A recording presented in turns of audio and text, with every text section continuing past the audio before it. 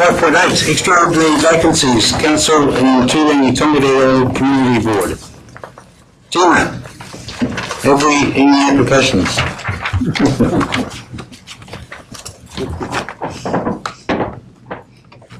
This is the process, is it? So this is just outlining the process and requesting unbudgeted funding for the by-election and for the both of those positions, vacant positions in the Turangi and Tongariro Ward.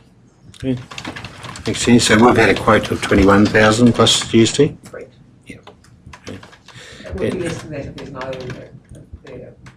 requirement to actually vote if there's only one candidate for those vacancies. So So that would reduce. that would address, okay, cool. That would be handy. Yeah. And there was an indication in the community or in the newspaper that that figure would be reimbursed somewhere or to a community fund or something. Is that correct? I saw. Anything about that? I saw in the media that a particular vacancy was going to reimburse some community fund. Yeah, but anyway. Okay. All right. Another thing just to point out is that if one of the board members, existing board members, became a councillor, then that would create another vacancy on the community board, and there would be another by-election. Oh dear. Hold on. So, right. So what do we do? Pass me again. You can't fill from the existing election.